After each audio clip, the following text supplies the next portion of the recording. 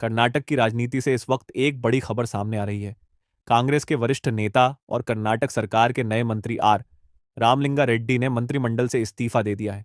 बताया जा रहा है कि विभागों के बंटवारे को लेकर उनकी नाराजगी इस फैसले की मुख्य वजह है।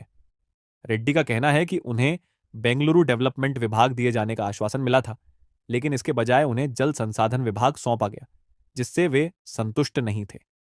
मीडिया से बातचीत के दौरान रामलिंगा रेड्डी ने कहा कि वे अपनी अंतरात्मा के खिलाफ काम नहीं कर सकते।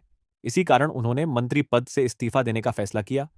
हालांकि उन्होंने यह भी स्पष्ट किया कि वे कांग्रेस पार्टी में बने रहेंगे और विधायक के रूप में अपनी जिम्मेदारियां निभाते रहेंगे। इस घटनाक्रम के बाद कर्नाटक की नई सरकार को पहला बड़ा राजनीतिक झटका माना जा रहा है। वहीं मुख्यमंत्री डी के शिव कुमार ने कहा है कि चिंता की कोई बात नहीं है और इस मुद्दे का समाधान जल्द निकाल लिया जाएगा।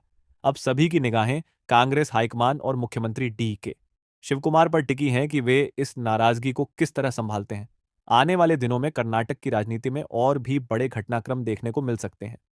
ಶಿವಕುಮಾರ್ ಅವರು ಮತ್ತು ಅವರ ಸಹೋದರ ಡಿ ಕೆ ಸುರೇಶ್ ಇವರೆಲ್ಲ ನಮ್ಮ ಮನೆಗೆ ಬಂದು 2.5 ವರ್ಷ ಆದಮೇಲೆ ನಾನೇ ಚೀಫ್ ಮಿನಿಸ್ಟರ್ ಆಗ್ತೀನಿ, ಆಗ ನಿನಗೆ ಈ ಪೋರ್ಟ್ಫೋಲಿಯೋ ಬಿಟ್ಕೊಡ್ತೀನಪ್ಪ ಅಂತ ನಾನು ಸಾಯಂಕಾಲ 4 ಗಂಟೆವರೆಗೂ ಇದ್ದರು ನಮ್ಮ ಮನೇಲಿ, ಅಲ್ವೇನಪ್ಪ? ಸಂಜೆ 4 ಗಂಟೆವರೆಗೂ ನಮ್ಮ ಮನೇಲಿ ಇದ್ದರು. ನೀವು ಮಾಧ್ಯಮದವರೆಲ್ಲ ಇದ್ದೀರಿ. ಅವತ್ತು ಶಿವಕುಮಾರ್ ಅವ್ರದ್ದು ಕೂಡ ನಾನು ಮಂತ್ರಿ ಮಾಡ್ಕೊಳ್ಳಿ ಅಂತ ಕೇಳಲಿಲ್ಲ, ಅಥವಾ ಸಿದ್ದರಾಮಯ್ಯನವ್ರ ಹತ್ರ ಹೋಗಿ ನಾನು ಮಂತ್ರಿ ಮಂಡಲದಲ್ಲಿ ಸೇರಿಸಿ ಅಂತ ಹೇಳಲಿಲ್ಲ, ಅಥವಾ ಹೈಕಮಾಂಡ್ಗೆ ಹೋಗಿ ನನ್ನ ಮಂತ್ರಿ ಮಾಡಿ ಅಂತ ನಾನೇನು ಕೇಳಿರಲಿಲ್ಲ. ಮಾಡಿದ್ದಾರೆ, ಸಂತೋಷ. ಮತ್ತು ಅವತ್ತೇ ಶಿವಕುಮಾರ್ ಬೆಂಗಳೂರು ಪೋರ್ಟ್ಫೋಲಿಯೋ ನಿನಗೆ ಕೊಡ್ತೀನಪ್ಪ ಅಂತ ಹೇಳಿದರು.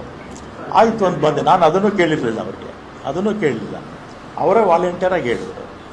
ಆಮೇಲೆ ನೋಡಿದ್ರೆ ಈಗ ಜನಸಂಪನ್ಮೂಲ ಕೊಟ್ಟಿದ್ದಾರೆ. ನಾನು 2 ಬಾರಿ ಕೂಡ ಅವರೇ ಕರೆದು ಕೊಡ್ತೀವಿ ಅಂತೇಳಿ ಆಮೇಲೆ ಬೇರೆಯವ್ರಿಗೆ ಆಯಿತು.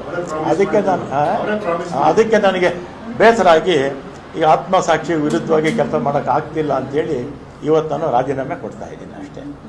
ಆಮೇಲೆ ಕಾಂಗ್ರೆಸ್ ಪಕ್ಷದಲ್ಲೇ ಇರ್ತೀನಿ, ಕಾಂಗ್ರೆಸ್ ಶಾಸಕನಾಗಿ ಮುಂದುವರಿತೀನಿ, ಅದರಲ್ಲೇನು ಎರಡನೇ ಮಾತಿಲ್ಲ.